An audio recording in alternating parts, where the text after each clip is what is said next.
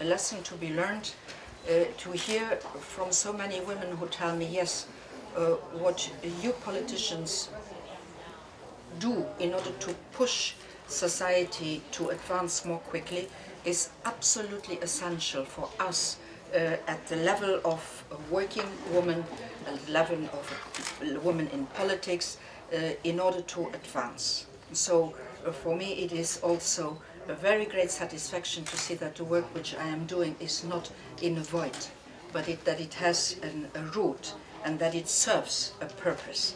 And that is the reason why I have come again this year. I had announced last year when I was here that I will certainly going to have a very clear look at women in decision making.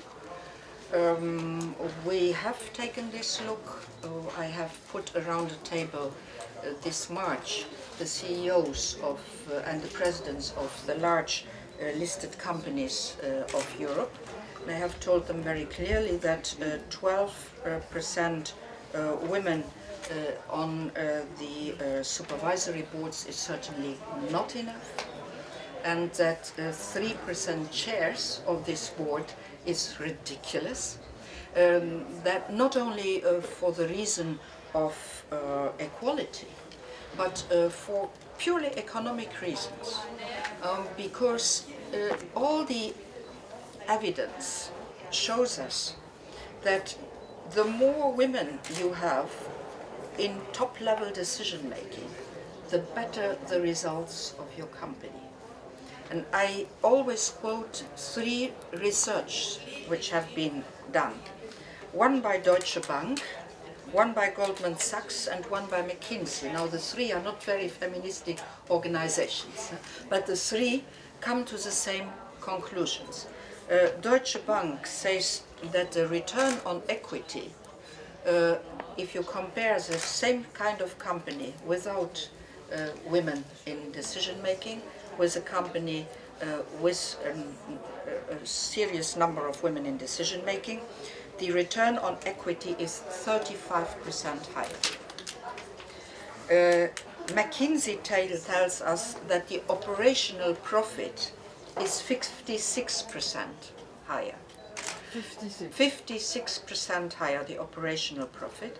And Goldman Sachs tells us that if we would have in our companies, in our economy, if we would utilize this untapped potential of women talent, that will grow the Eurozone GDP by 13%.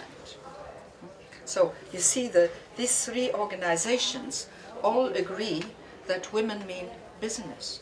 And I think that is really the angle from which we have to tackle the problem, to explain that to have more women on board is not only a question of equality, it is a question of economic results. It is a question of financial return. If I add to this that 60% of the university graduates are female. Now, their families have invested in them, the women have made an effort, the society has invested into this, and then we do not find these women in the work process, and that is wasted talent. And if I add to this that Europe, speak now as a European, is an aging continent, that means we are running out of talent, male or female. We will not have enough young, educated people in the future in order to make our businesses run. So we cannot not rely on this educated women, on all this female talent which is available. And that is the reason why I have told to the companies that next year in March I will have a look on the progress made. Why this progress needs to be accelerated? For the simple reason that in the last years the growth of the number of women in supervisory boards was 0.5 percentage point per year. half a percentage point per year growth, the number of women in the advisory boards. That will take too long if we continue at that pace. We have to accelerate the pace. And why in supervisory boards? Because it is symbolically strong, and because women need models, women need examples, women need other women who have made it in order to get the courage they can make it too.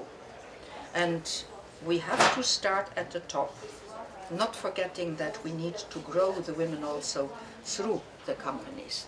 But that is another project which we are all working on, but the one, women on boards, is the one which I'm going to follow very narrowly during the next coming months. And in spring I will report to the European Parliament on the evolution or the lack of evolution and on the possible actions which are coming out of this.